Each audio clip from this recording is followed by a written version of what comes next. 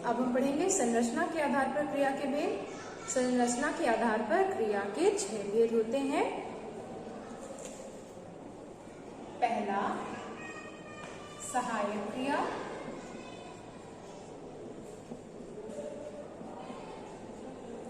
दूसरा सामान्य क्रिया,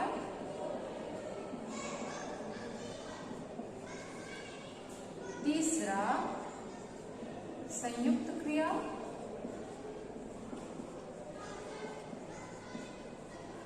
चौथा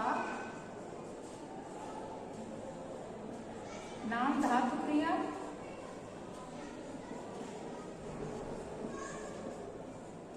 पांचवा प्रेरणार्थक क्रिया, प्रेरणार्थक क्रिया, और छठी और अंत आखिरी क्रिया है पूर्वकालिक क्रिया। तो अब हम पहली क्रिया की ओर बढ़ेंगे, सहायक क्रिया। इसको हम पहले उदाहरणों से समझेंगे। वह खाना खा चुका है।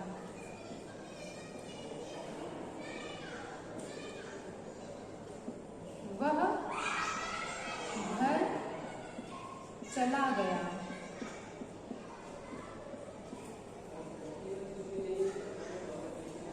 राखी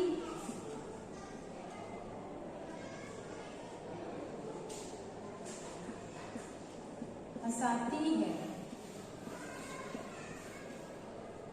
तो इन वाक्यों को ध्यान से देखिए।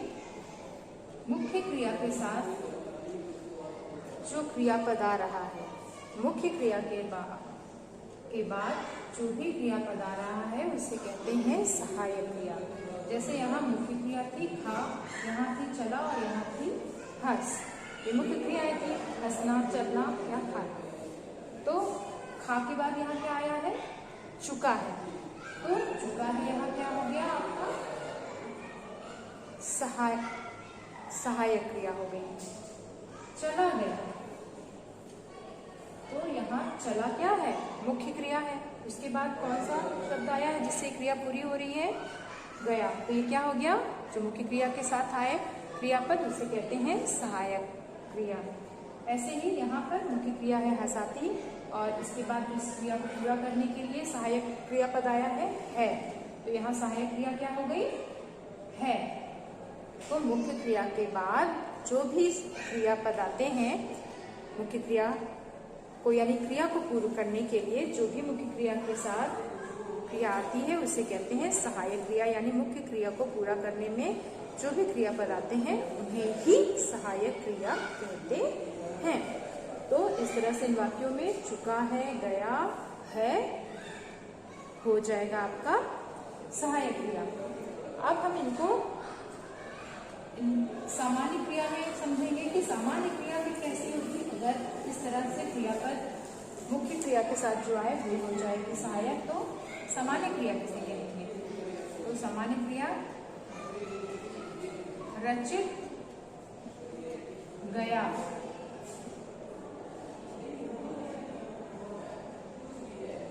राजू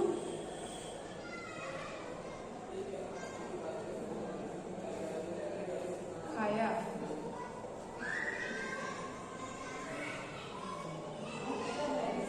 वह हंसी। तो जिन वाक्यों में क्रिया एक ही पद से संपन्न हो जाए, जिन वाक्यों में क्रिया एक ही पद से संपन्न हो जाए यानी एक ही शब्द से क्रिया संपन्न हो जाए तो वह क्रिया कहलाती है सामान्य क्रिया। तो यहाँ रचित गया, तो गया एक ही क्रियापद आया है, इससे पूरी क्रिया संपन्न हो गई। खाया, खाया से पूरी क्रिया संपन्न हो गई। और यहाँ हंसी से ही पूरी क्रिया पूर्ण लग रही है। तो जब वाक्य में एक ही क्रियापद आएगा और उससे क्रिया संपन्न रहेगी तो कार्य पूरा हुआ रहेगा। तो इस तरह की क्रियाएं कहलाती हैं सामान्य क्रिया। ठीक है। इसके बाद हम समझेंगे संयुक्त क्रिया को। तो इन वाक्यों में देखिए संयुक्त क्रिया। संयुक्त क्रिया। संयुक्त क्रिया को समझते उदाहरण से, वह कल बनारस चला गया। वह कल बनारस चला गया। तो यहाँ चला गया क्या हो गई? संयुक्त क्रिया। नरेश गाना गा चुका है। तो गा चुका है संयुक्त क्रिया हो गई। उसने सोच लिया है। सोच लिया है संयुक्त क्रिया हो गई। अब वाक्य में पहचानेंगे कैसे कि सोच लिया है, गा चुका है या चला गया ही संयुक्त क्रिया है। तो संयुक्त क्रिया वही क्रिया संयुक्त होती है जब एक से अधिक क्रियापद जुड़ करके आते हैं या साथ में आते हैं। एक से अधिक क्रियापद। तो यहाँ देखिए चला एक हो गया, दूसरी क्रियापद क्या आया है साथ में इसके? गया। तो ये पूरी क्रिया कैसे काम कर रही है? संयुक्त क्रिया के समान। तो कैसे क्रिया हो गई? संयुक्त क्रिया हो गई। संयुक्त का क्या अर्थ होता है? जुड़ना। तो जब दो क्रियापद आएंगे साथ में या दो से ज्यादा भी आ सकते हैं तो वो हो जाएगा आपका संयुक्त क्रिया।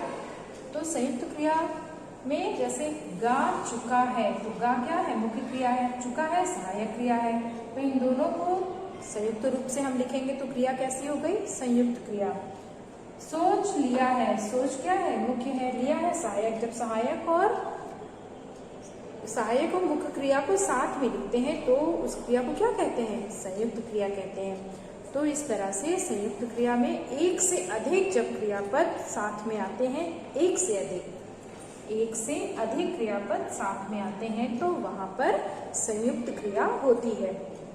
यहाँ सब जगह देखिए आप, एक से अधिक क्रियापद आया है। चला, गा, सोच, ये सब एक एक थे और इसके बाद भी और भी क्रियापद आए हैं। यहाँ गया है, यहाँ चुका है, यहाँ लिया है।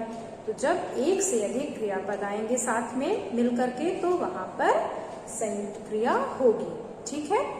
इसके बाद है चौथा भेद, नाम धातु क्रिया।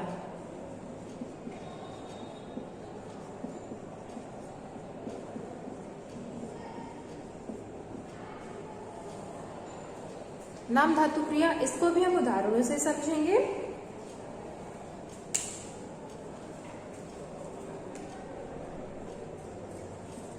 नाम धातु क्रिया संज्ञा, सर्वनाम या विशेषण शब्दों से मिलकर के बनी होती है। ठीक है।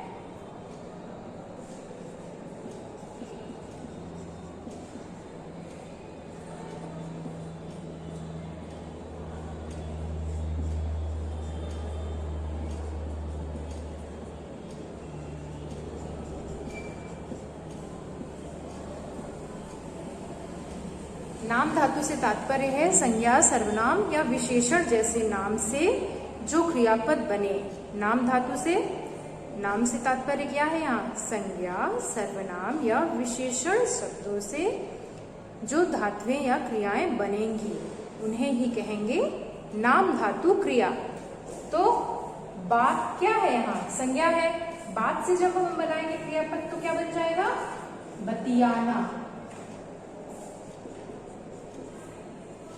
स्वीकार से क्या बनेगा? स्वीकारना। स्वीकार क्या है? स्वीकार भी तो नाम ही है एक तरह से। कैसा नाम है? संज्ञा है। ठीक है। हाथ से, हाथ क्या हो गया? संज्ञा है। और क्या बन गया इससे क्रिया? हथियाना।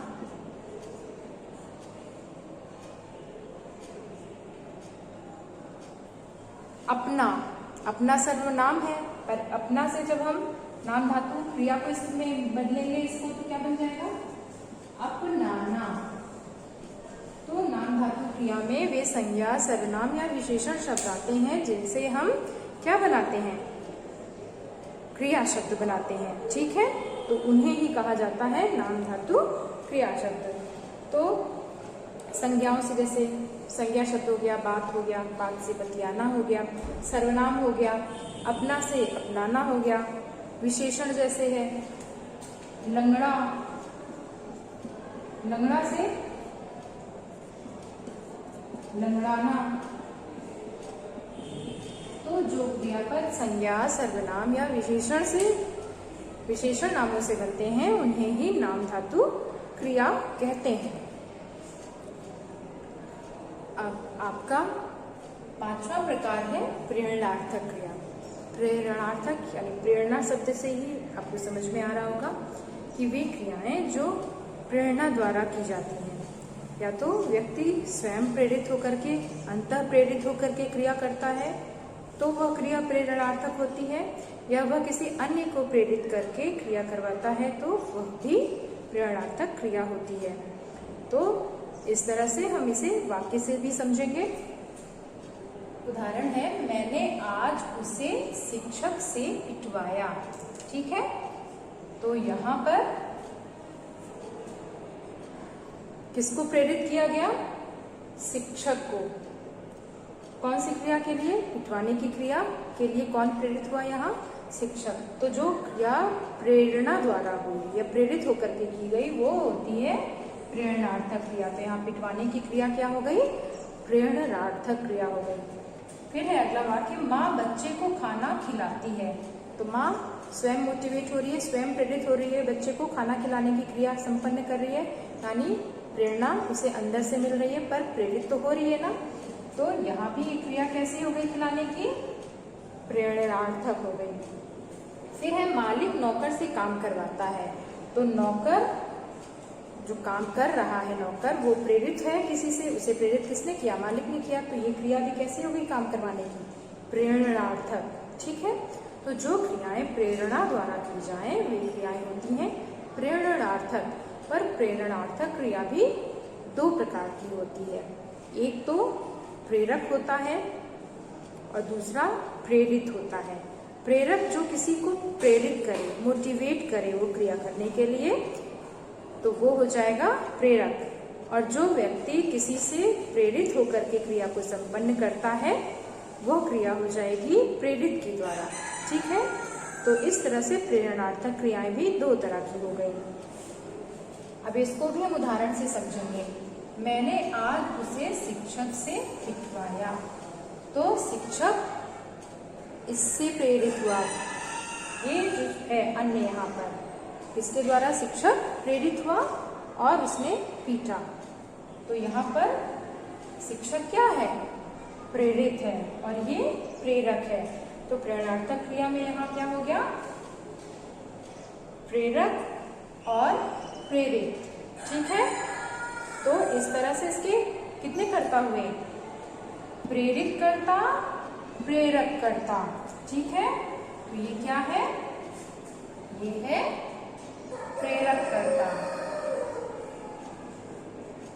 और शिक्षक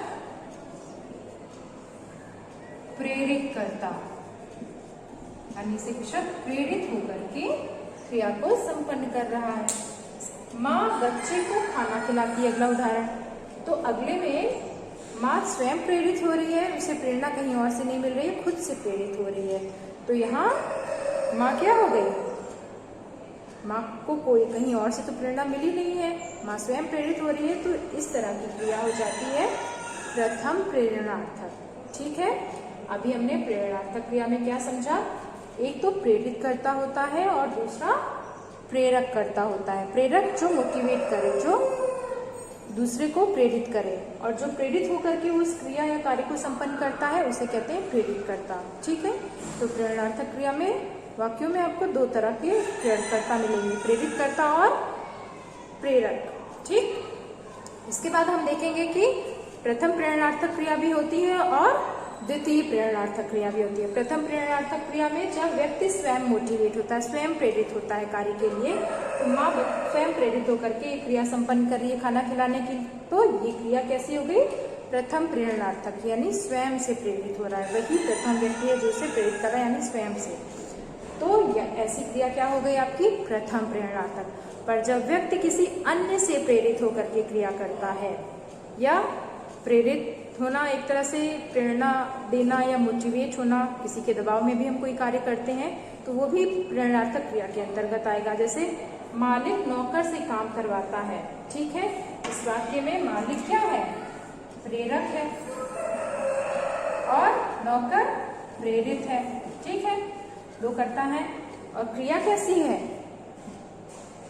क्रिया है इसमें द्वितीय प्रेरणार्थक। द्वितीय प्रेरणार्थक से तात्पर्य है क्रिया किसी अन्य से संपन्न कराई जा रही है। जब क्रिया किसी अन्य से संपन्न कराई जाएगी, किसी अन्य को प्रेरित करके, तो वहां हो जाएगी द्वितीय प्रेरणार्थक क्रिया। पर जब हम स्वयं प्रेरित होकर के क्रिया करें, जैसे मैं छात्रों को पढ़ाती हूँ, ठीक है, तो मैं छात्रों को पढ़ाती हूँ, तो ये क्रिया कैसी हो गई? स्व प्रेरित हो गई। तो यहाँ क्रिया कैसे हुई पढ़ाने की? प्रथम प्रेरणार्थक। फिर मैं छात्रों से छात्रों को पढ़वाती हूँ, तो यहाँ मैं किसी से पढ़वा रही हूँ, किसी को प्रेरित कर रही हूँ, तो वो वहां पढ़वाने की क्रिया क्या हो गई? वहां पढ़वाने की क्रिया हो गई द्वितीय प्रेरणार्थक। तो यहाँ द्वितीय प्रेरणार्थक क्या हो गया? काम करवाता है। किससे करवाता है? नौकर से करवाता है। तो यानी किसी अन्य को प्रेरित कर रहा है काम करवाने के लिए, तो यहाँ पर द्वितीय प्रेरणार्थक क्रिया हो गई नौकर के द्वारा। ठीक है, तो इस तरह से बहुत सी क्रियाएं होती हैं, जैसे पढ़ना, खाना, खिलाना, ये सब हो गई आपकी प्रथम प्रेरणा। पर जब हम किसी अन्य से करवाएंगे, पढ़वाना, खिलवाना, चलवाना, करवाना, तो इस तरह की क्रियाएं हो जाएंगी द्वितीय प्रेरणार्थक। ठीक है, तो इस तरह से वाक्य में हमने द्वितीय प्रेरणार्थक क्रिया को समझा, प्रथम प्रेरणार्थक क्रिया को समझा,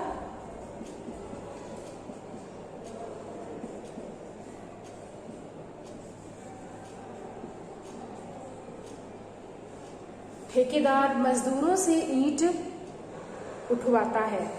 ठीक है, तो यहाँ ठेकेदार प्रेरक हो गया, मजदूर प्रेरित हो गए, और वो क्रिया कैसी हुई? ईंटें उठवाने की, वो हो गई द्वितीय प्रेरणार्थक, क्योंकि मजदूर किसी अन्य से प्रेरित होकर के वो कार्य कर रहे हैं। ठीक है, माँ बच्चे को खिलौना देती है, तो माँ स्वयं प्रेरित होकर के दे रही है ना, तो खिलौना देने की जो क्रिया क्या हो गई? प्रथम प्रेरणार्थक। ठीक है, तो इस तरह से जब स्वयं से व्यक्ति मोटिवेट होता है, स्वयं से प्रेरित होता है, तो वहां प्रेरणा प्रथम प्रेरणा हो जाती है। और जब व्यक्ति किसी अन्य से प्रेरित होकर के क्रिया संपन्न करता है, तो वो द्वितीय प्रेरणा हो जाती है, द्वितीय प्रेरणार्थक क्रिया। ठीक है, और जो मोटिवेट करता है, जो प्रेरित करता है, उसे प्रेरक कहते हैं, और जो प्रेरित होकर के कार्य करता है दूसरा व्यक्ति, वो होता है प्रेरित करता। तो प्रेरणार्थक क्रिया में ये कुछ जरूरी बिंदु थे जो आप समझ लिए होंगे अच्छे से। और इसके बाद हम अगले भाग की ओर बढ़ेंगे। आपकी छठी क्रिया है संरचना के आधार पर पूर्वकालिक क्रिया।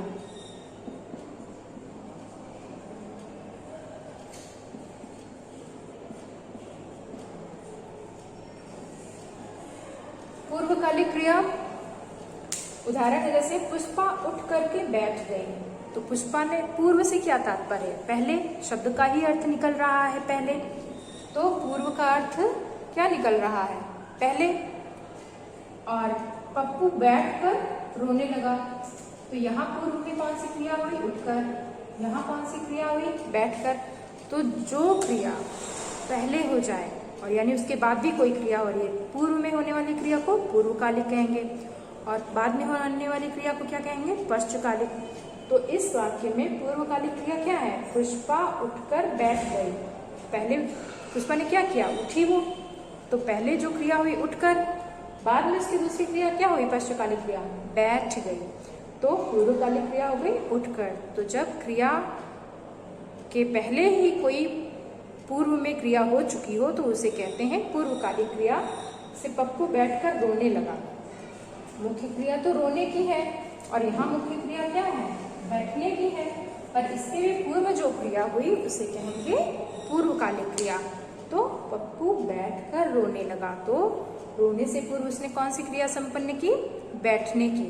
तो इन वाक्यों में बैठकर, उठकर जैसी क्रियाएं क्या हो गई? पूर्वकालिक। वह सोकर जाग गया, तो जागने से पहले उसकी कौन सी क्रिया संपन्न हुई? सोने की। तो यहाँ सोकर क्रिया क्या हो गई? पूर्वकालिक हुई। तो जब मुख्य क्रिया के पूर्व जो क्रिया होगी, वही क्रिया आपकी पूर्वकालिक होगी। ठीक है, तो इस तरह से संरचना के आधार पर क्रिया के 6 भेद आज आपने समझे। पहला सहायक क्रिया समझी, ठीक है, दूसरी आपने समझी सामान्य क्रिया, तीसरी समझी संयुक्त क्रिया, और चौथी समझी नाम धातु क्रिया, पांचवी प्रेरणार्थक, और छठी और अंतिम क्रिया आपने समझी पूर्वकालिक क्रिया। तो इस तरह से संरचना की दृष्टि से क्रिया के 6 भेद संपन्न हुए और इसके पूर्व हमने कर्म के आधार पर क्रिया के 2 भेद समझे थे, सकर्मक और अकर्मक। तो इस तरह से क्रिया पाठ के सभी मुख्य बिंदु आज समाप्त हो रहे हैं और आशा है यह पाठ आपको बहुत अच्छे से समझ में आएगा। आज के लिए बस इतना ही। वीडियो देखने के लिए धन्यवाद।